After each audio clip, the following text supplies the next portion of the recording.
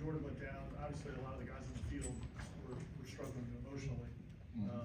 What did you see from them in the way they kind of regrouped as the game went on, and seemed like played pretty well, especially in the second half? What did you see from them? Yeah, just care. You know, I mean, it goes outside of football or a game or anything dealing with an activity or sport, just to seeing your friend down, you know, and seeing somebody who sacrificed so much and you know, and hopeful and all these kind of things. So it leaves the moment of just the game and what's going on and the crowd. It's just more of, that's my, you know, my real friend out there. You know, similar to any of us, we saw a friend down somewhere. You forget you at work. You forget that you got a helmet on. You forget all that. You just more care for your friend. And so I think in that moment, you know, and we hadn't had moments like that. I mean, you saw even at the bowl game when Jazz went down, everybody ran out there. You know, our team is really close. So whenever they see one of their brothers go down, there's always an emotional reaction. And then Jordan, who's been here, every kid on his team has been here with Jordan. So he's been here even before I got here. So his relationship with those guys are real, and they understand it. So I think it was just a moment of just blocking everything out and just care for their brother and teammate. I mean, obviously you spent a lot of time with Jordan as well. What was your immediate reaction? How do you try to block it out? Because obviously that's not an easy moment for anyone in that moment. Yeah, you know, the first thing is you never know how serious it is, because I mean, I've seen Jordan go down before it didn't pop up. I've seen Jordan go down and leave and come back the next game. You know, I've seen him. You know, so sometimes there's an ignorance to it. I'm like, oh, he'll be all right. You know, and then it's like, oh, this is real. You know, and even then, you know, Coach probably spoke on it when he went out there to talk to Jordan. Even in that moment, Jordan calmed Coach down. Like, I'm all right, I'll be fine. You know what I mean? Like, even in that moment, even knowing what was happening, knowing what was going on, he still had a positive outlook, which is unbelievable. So I think that touched Coach hard too. But nah, man, that was my immediate reaction. That he'd be all right. You know, let's go.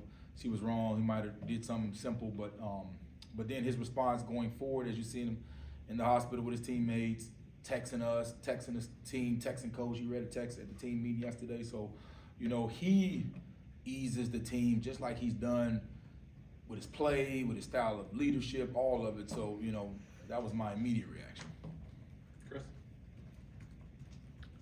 What did you think of how Tate handled how he came into that game and how he played going forward, and what has you confident about Tate when he takes over the starting reins? Yeah, Tate the old head. I mean, it's not like we putting in some redshirt freshman or nothing like that. He's been around. You know, he's been around here just as long. Man, we came up. We was joking the other day. Me and Tate got here at the same time. So, you know, he's been in it for a while. So you know he understands the system now. We had a couple of breakdowns in there, you know, with signals and communications and things like that when he happened. But also, he just saw Jordan go down, so he had to compose himself, you know. So I think once everything settled and we got back to you know, playing the game and you know, and inspired, I thought everything was good. But Tate, I don't have any concern with how Tate handles things or operates or understands the system or how to work, because I mean, he's ran it numerous times, you know, and I'm proud for his moment because he earned it. So, you know, I'm glad to see, anytime somebody earns something, I am glad to see him go showcase his ability and what he's been working on. Kurt?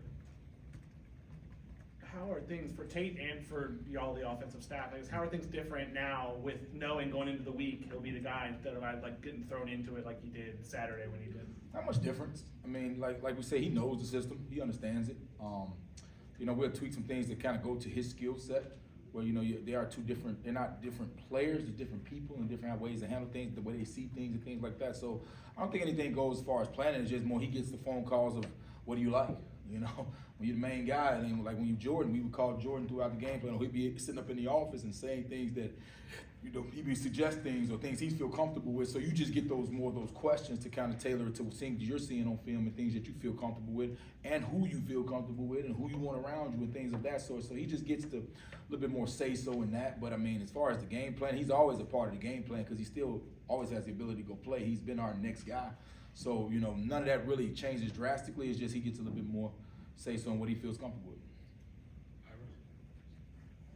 Before the injury, offense obviously was struggling, and the running game was struggling. There's a lot of external reasons that could be. I mean, between Florida and Miami, and with all the activities that were going on that day, with the celebrations, do you put any of that on that, or no? Or why do you think the offense struggled early in the game? No, I mean, it's very simple. Of like the first third down we got, we ran a counter play to the stack linebacker, who the right tackle thought was gonna play over the top, but he played underneath, he beat him underneath, that gave it an extra, so Jaheim took his guy, and we were down when he made the tackle on 3rd down. The first short yardage, we were in a condensed formation, which kind of makes the edges closer, so they pinch the front, they bring edges, I mean, you got better seal the edges. So we had to get that corrected. And then one time on the goal line, we got a miscommunication, Tate turned the wrong way. You know what I'm saying? Instead of handing it to the fullback, so it looks like a blown up play, and then on 1 and 3rd downs, we had a miscommunication, and we were blocking a run, and it was a pass protection, so it looked like everybody was just in the backfield. So once everything settled and we got everything calm, I was very confident what was going to happen. But just like anybody else, I mean, you're not playing air. I mean, they're going to have something that you have to adjust to, and they're going to have something that you hadn't seen that you got to go get it corrected and get it fixed. So, you know, looking at all the situations that happened before that and being able to correct them always gives me confidence, because we had guys out there that, you know, especially in my position group, the O-line, where, you know, I was talking to Dylan Gibbons, he was at the game. I said, Gibbons, you know, you was here when we lost a game like this, and that helped you the next year when we didn't. And then, you know, I mean, so it's like, it's just still guys that are learning in the moment. Now, I will say, you know, this is like for a couple of guys, this was the first time they played a game like this here, where it's senior night, opponent that everybody's telling you outside that you should beat, and all that kind of good stuff. So we got guys like Darius, Mo, Rob, Meach, who've been in them conversations. They got to get them guys refocused, because this is that first time with them. But I was very pleased, and once everything settled, and I was able to grasp my eyes and get everything the way it needed to be, that they showed a lot of improvement throughout the game. Brendan? With Tate, say for like people who will be watching him for the first time again nationally on Saturday, like what about his skill set should they know? What excites you about what he does well physically, mentally, all that stuff? Yeah, I think what sometimes people overlook is Tate as an athlete. I mean, you know, you go back to the Louisville game, the first 3rd and long, I think he scrambled outside and got about 12 to 15 yards on it outside the pocket, and Louisville had a fast defense. So, you know, and he can throw the ball. He can throw it. He knows it. He knows how to get the ball out quick. Even in the post, he hit to Johnny on that one play. I mean, he was under pressure. We went too wide on the pool with the play action protection. And the guy came underneath, and he had to, you know, go handle that. But I think his overall skill set and his ability to process information, that's why we've always been confident in Tate. You know, I'm pretty sure, you know, talking to me or anybody else, or the head coach or Coach Norvell or anybody, you will see the ultimate confidence we have in him because we've seen it. And it was just like going into, I remember it was when we had Trey Benson and Johnny when they first got here, and everybody, well, what is Trey going to be and what is Johnny going to be? We see it every day, so, you know, our confidence is extremely high in what he can do. Jordan? Coach, the Swamp at night is a notoriously a hard place to play. Can you talk about the challenges of going on the road with a new person under center and possibly a new center? Yeah, we had some guys. We got a lot of guys on this team that were up there in 21. We went up there and lost late. So you hopefully that they understand that and they know what's coming and they understand how and what things we cannot do in handling. I thought we had a little bit over emotional in that game. It was a game, you know, you go back, you know, we're 11-0 now, but at that time we were trying to get bowl eligible, and that was a big deal at the time. I'm glad we got different kind of problems now, but at that time I thought we were a little bit over emotional. We didn't handle the moment, and we had to learn from that. So we got a lot of experienced guys that were there in that situation that can handle that. No different than we went up to go play, you know, up there in Clemson, South Carolina, you know. So I think we've done a good job of learning how to handle hostile environments and understand emotional control and still keeping our poise and not having any kind of mishaps and just worrying about us more than anything, but you still got to handle the environment. So I think by having a veteran team that have been in that situation and failed in those situations, they understand what it takes to have a little bit more success. Howard? Florida's defense has had some struggles. What have teams been able to do against them, and what have they been able to do to kind of regain the footing? Yeah, I mean, you know, when you watch teams and everything's about matchups, because, you know, you go numbers and stats, of course, but then you watch some games, they play really well, and they tackle well, and they kept them in the game, and they've had a lot of close games, you know. So I think the defense, you know, I think overall they've kind of found their niche of what they're trying to do. You know, we got a new coordinator coming in, and you got some young players and things like that, but they started to settle, and you watch them towards the end of the games, they're doing a little, you know, they're getting where they want to be. But their length, athleticism, and size always give them an opportunity to be successful. So, you know, we're going into this thing, you know, we got to be ready because they're long, and, you know, this game is a little bit different than the other game they played. You got the in-state rivalry and all the history behind it. So, you know, we're gonna get the double swings. It was very similar. We played with 21. It was some adversity going on that side where, you know, the coaching changes and wasn't playing well and all that don't matter. You know, it starts off 0-0, square, and we got to go execute and be on point because we're gonna get the best. Aslan? Coach, you went into the season with one of those like good problems, luxuries of Robert and Bless at left tackle and figuring that out. We haven't really seen a lot of either of them lately. What's kind of their stats and what's been their role for you moving forward? Bless played quite a bit last night. But Saturday he played quite a bit against North Alabama. He got good work in that game because Darius went to center. So when Mo went out, Darius moved to center, and I think he did a phenomenal job.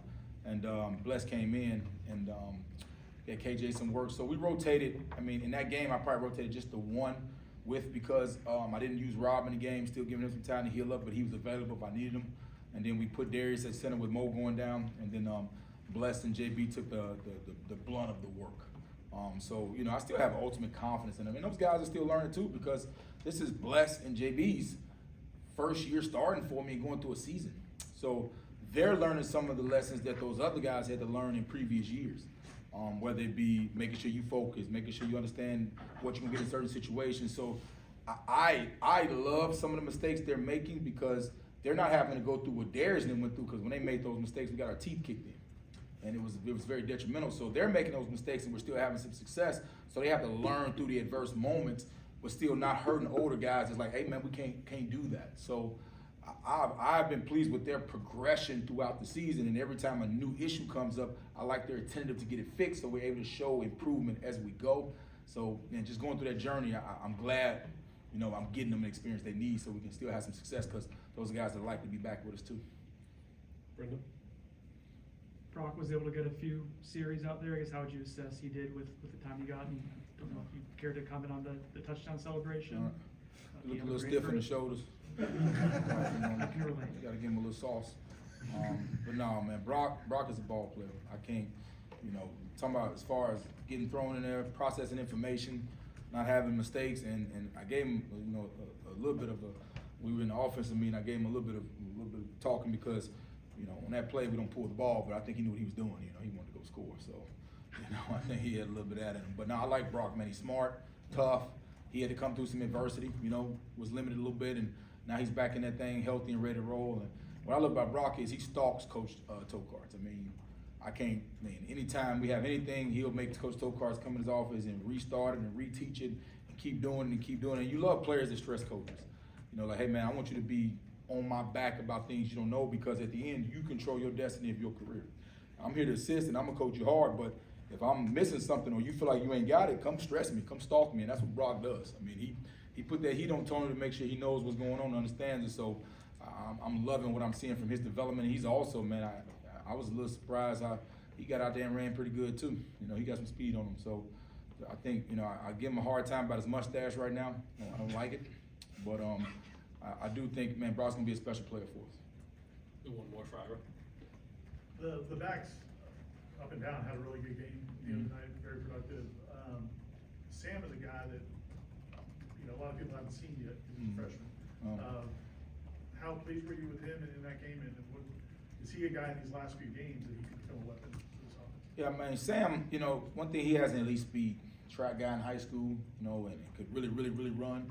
I think once he gets comfortable, gets banged up a little bit, he had to go through some adversity. So he got in there banged a little bit, and even seeing him after the game on the one, he said he made the extra cut, he should have just ran. I said, man, you had a chance to show everybody, you know, how fast you were. And he's like, I don't know why I cut on that one. And I think so, just like all the rest of those guys, man, as they learn the flashes of the game and their reaction times go faster, Sam could be a very dynamic home run hitting running back because he's one of the fastest backs in that room. Similar to Rodney. You know, when Rodney first got here, I feel like I'm having the same conversation I had about Rodney before this season that I'm having about Sam now. And now Rodney is just one of the guys. He's explosive, runs hard. So it's just that process. You know, we do the Sunday night practices, and Sam been showing up on Sunday night. So everybody that doesn't rep, they go in there. We get out there on Sundays. You know, we get that work. So they go play another game on Sundays, the game they didn't play the night before.